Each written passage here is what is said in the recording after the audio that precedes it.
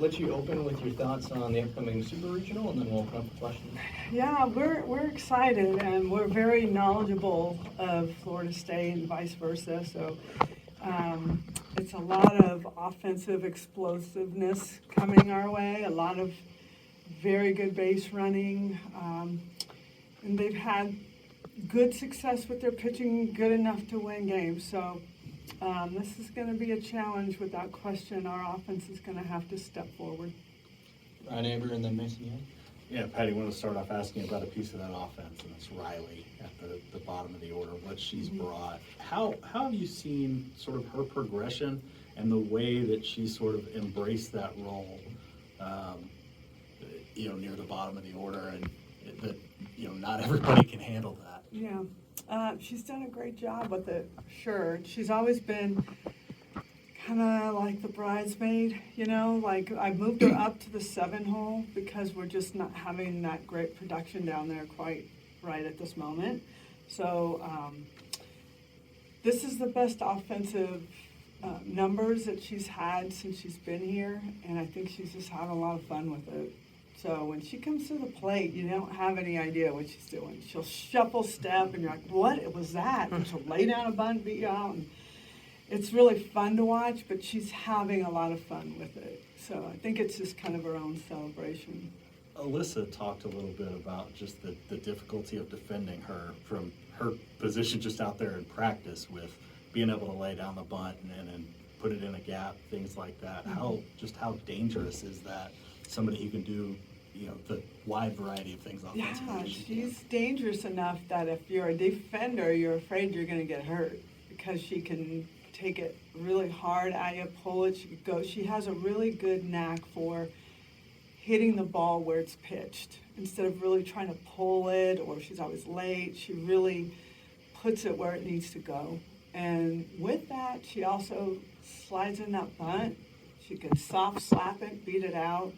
She probably shows you 2 or 3 different looks at the plate where she does this new shuffle thing. Is a trip. It's hard to understand what, but if she makes contact, she'll knock your head off with it, because it's very, very powerful. But it's just something we brought into the fold, and a couple of our players are trying to use it. But it's been really a joy to watch her kind of really step up to the limelight. Not that she's been looking for it, but it's found her. Appreciate that. Patty, Alyssa talked about, you obviously mentioned familiarity. There's a lot of similarities between you all. What do you see some of those being between the Sooners and the Seminoles, and how much does that familiarity help going into this one, having played each other so much? I think it helps both teams. You know exactly what you're getting versus having to really research. I think both teams have significant elders. I know some of these names by heart because we've played them so much. So there's good leadership on both sides. There's an elderly roster for both teams who have been there and done that. So there's no surprises, nothing new. They hit the ball hard. We hit the ball hard. There's kind of trade-offs, right? Like might hit a few extra home runs where they will maybe steal a few extra bases. So there's trade-offs on both sides, but top to bottom, they're very explosive, and they do the same thing. They'll drop a bunt at any time, and they keep you guessing. They're hard to defend, and we've got to be ready for them to take the extra bag. And if the ball is hit to center field on the ground, they'll go from first to third. They don't care if it's Jada Coleman or not. That's how they're trained. That's how they move. So they're going to challenge us to play good defense. You think the team more or less, relishes that challenge to kind of play someone with a similar style and similar stature? I do. I think they get up for it a little bit more, especially because we've known each other and we know what it's going to look like. But more than anything, it's the winner goes to the World Series. So, doesn't matter really who's on the other side right now. Jesse, then Bob. Hey, Patty, I wanted to ask you about Sydney. Obviously someone who's had big moments both last year and this year, but maybe when she's having some struggles at the plate, just maybe what's key for her, just in terms of maybe refinding that rhythm? get it out of her head and stop thinking or letting it, it's just body language. You could see that she's mad at herself, and then it just kind of sinks in. She's got 40 walks, which is unbelievable. So she is finding her way on base. And I'm saying when she swings a bat, if it's a swing and miss, you hear the crowd going, ooh, ooh. I mean, she's got the swing. It's just not clicking for her right now. And it's not us saying, okay, well, you go sit over here right now till we call on you. She's too good at first. She really has a great glove at first. I'm trusting in that. Same thing with Alina. She's putting the ball in play, but it's a little too routine, and I know she knows she's better than that, so both of them are getting a little aggravated with themselves and maybe trying too hard and then letting it kind of sink in. So we got to shake that, and we're going to work on trying to do that in the next couple of days. You mentioned Alina, and I know she got some time at first. I know her and Avery have got some time at second. And just, does that help with maybe lineup options or versatility in terms of what they can all do? And is there maybe a focus even on the defensive part of it too for them in terms of maybe that helps their offense too? Yeah, possibly. Avery has just been fighting all year to try to get in and get opportunity. And she showed a lot of fire this last weekend, and I really like that about her.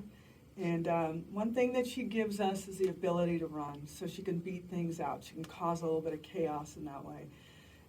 Sid is good at first. Alina is good at first and second. Avery's very good at second. So I know they wish that it was like cut and dry, but they all match up differently for different pitchers. And that's really what it's about. And who could have the best success. Just like you put a good pitcher on the mound who could have the best success against a team that's not good with rise balls. So you try to find what can have the best success. And sometimes it's one of them, sometimes it's not. But we need some clicking going on and not bottom of the lineup. On Sunday, you mentioned how Kirsten Deal really wanted to get a chance to go out there. We've got accustomed to her always being at least one of the three starters. Did you have to have any added conversations with her since then? Or? I think Coach Rocha had a conversation with her today, but they know this is part of what they've been taught is certain pitchers are very successful against certain kinds of swings. So Nicole May knows that she doesn't match up for certain teams as well. They all know that. There's some who have a repertoire of pitches that can work against anyone. So I think obviously you want to get in there, so there might be a little disappointment, but she's smart enough to know why we did it. Jenny, then Ryan Chapman. Patty, I was asking Alyssa about the senior class and what role they played to help this team get to the point of playing really great softball at this point in the season. And she talked about how they sort of had to accept the fact that it was going to be hard, and they had to sort of sit in that and allow themselves to be okay with that. Have you sensed that or something else out of your elders, as you called them, as it relates to just getting this team to the place it is right now? It has been challenging.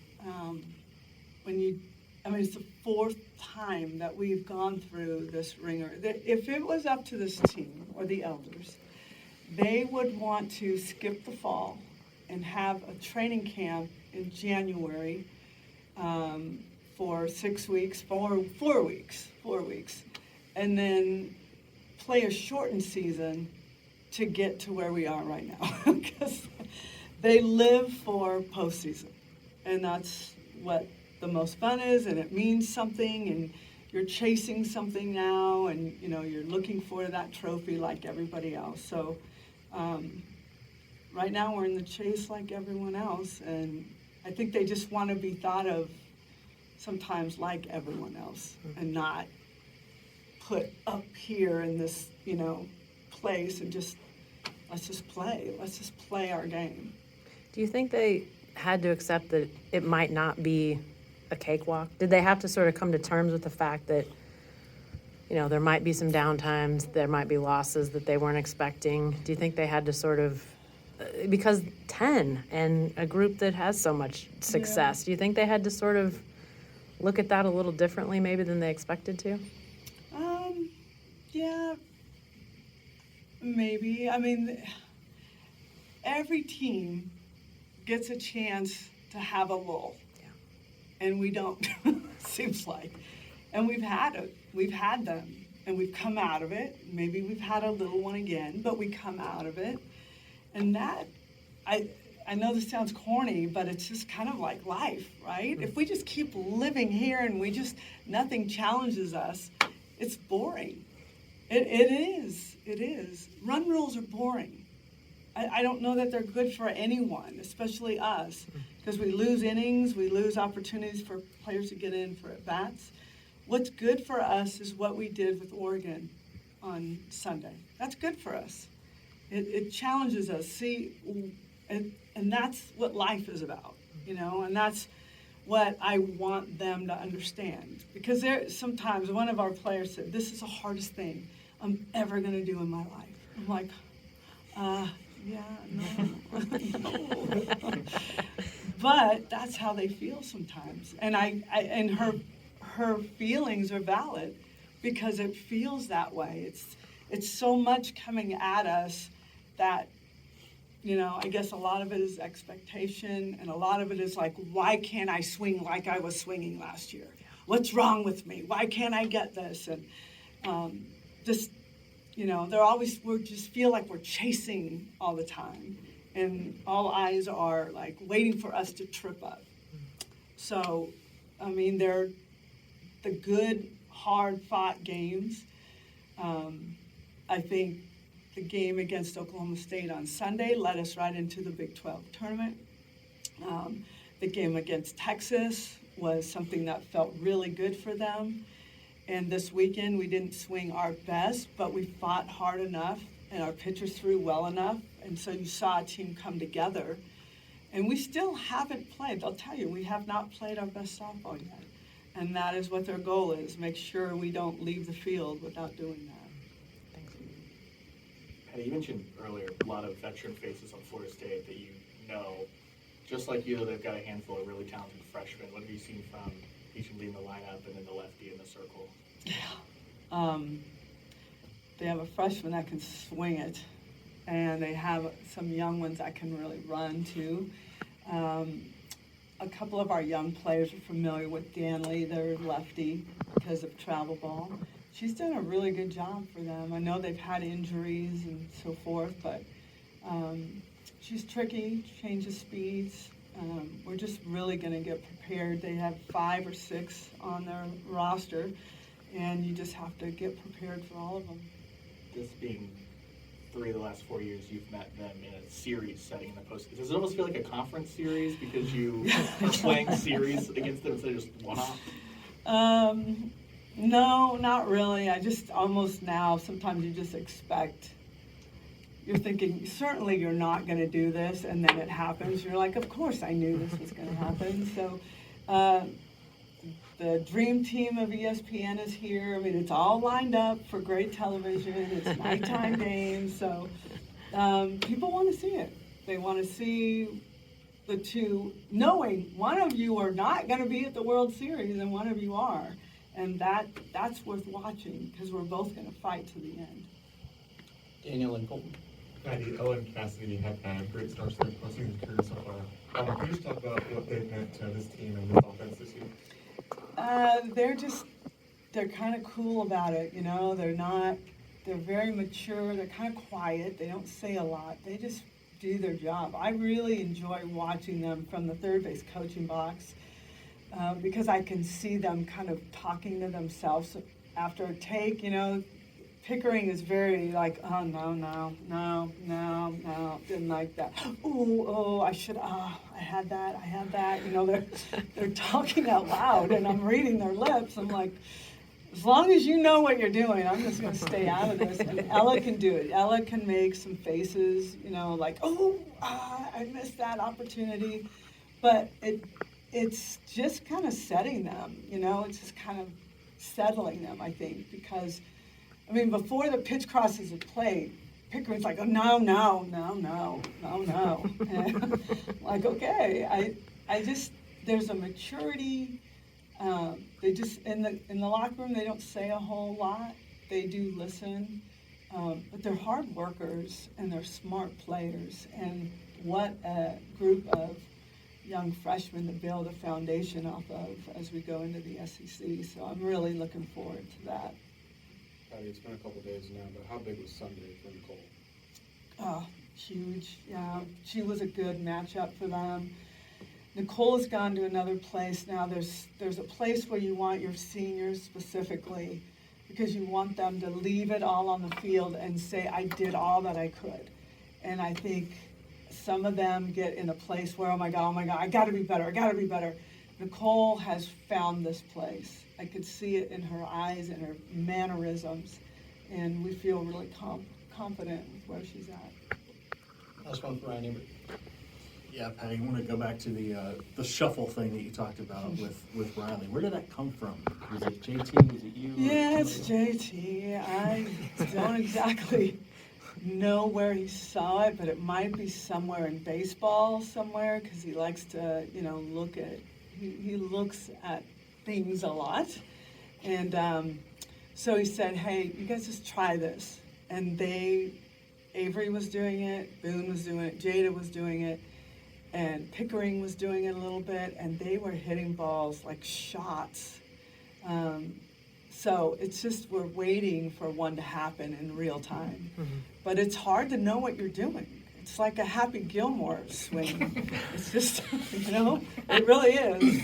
So you're like, where's she going? What is she doing? It's not a typical slap motion, but, and you're not slapping it. I mean, you are going to drive it. If your timing is right, you're going to absolutely annihilate the ball. And they do it at practice, and the infield is, as soon as they start to shuffle, they're just frozen. Like, oh God, please don't hit it to me or near me.